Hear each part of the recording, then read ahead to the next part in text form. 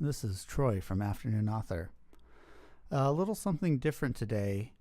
I'm going to show you how I integrate my Maschine or Maschine, I'm not quite sure how to pronounce it yet, with Logic Pro. I recently picked up Maschine Micro off the used market and I love it, but I haven't really seen this particular way to integrate it with Logic Pro. There's a ton of tutorials out there on how to do it, but a little background: I came from using a program called Guru, which I used for years, by FXpansion, I believe is the name of the company. The way I used it was I'd create my patterns, and then from those patterns create scenes, and then through my MIDI controller I would control the scene changes. Maschine has that way of doing things as well, but it's a little bit hidden, so I had to Google it and look it up. But anyways, here's how I integrate it with Logic, and we'll go ahead and start here. Sorry about this, I couldn't be bothered to set up my computer properly for recording, so I have my recording going through Logic itself, so that's why you see this audio here. We'll see here, we'll add a new track, software instrument, select Maschine and select the multi-output. You'll go to create. There it is. Open up the Logic mixer. Hit the plus button about 15 times. I just keep hitting it until it grays out. There we go. Now this will add one track per pad on the machine, which I'll show you. We'll have to set that up though inside of the software here in a second. But you want to select all of these, right click and create track. That creates them all right here. Now one thing I like to do is select all of them from here, right click, create track stack, and create a summing track or summing stack. This will put them all under one group. So this is its own bus here. What's cool about this is you'll be able to add audio effects for the master Maschine bus, and then you'll also be able to go into each individual pad and add audio effects as well. And then it also just cleans it up because you can hide them like this. So let's go back into the plugin. We'll just load up something here, 808. All right, sounds good. Here I like to go into the mixer, and under each of these, they're all set to the group output right now. If you click on each one, you have to assign these manually. So ext1, this is what sets it to go to those Logic, the channels in Logic, the tracks we just created. And last one, there we go. The good thing is I'll show you how to save this as a template so that you don't have to do this every time. But if we've done things correct, let's go ahead and hide that for right now. You'll see that each of those shows up on its own channel. So that's pretty basic. Every YouTube tutorial will show you that. The thing that's different is I like to go into here under File, and it's under Edit and MIDI Change,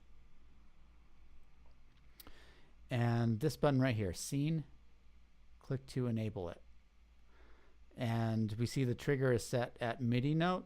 Leave it at that. Leave it at channel 1. Hit close.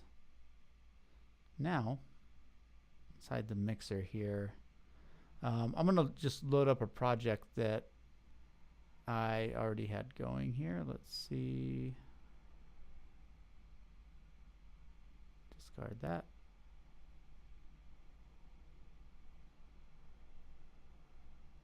This is from the new Afternoon Author song that's about to be released next month, I think.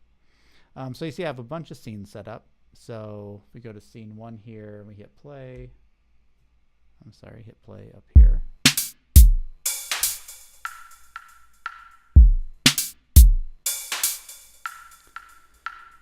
So that's playing its scene. But if you'll notice, so you can't see my keyboard right now, but if I set the octave on my MIDI keyboard all the way to the bottom, so it's at -4.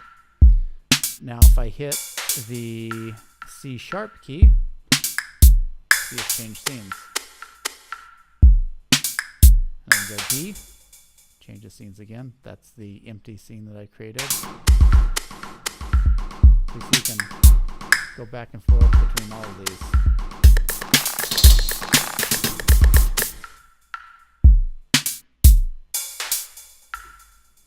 All right. So now, let's say you have your track and you have your project and you want to record these scene changes. It's as simple as recording them in Logic. So you see here, our empty scene was scene 3. So let's say we want to start off with no sound. So let's just close that, hit record. So you see I hit the D -4 key and it stayed at stayed as silent. But now if I hit on the next measure here, the C,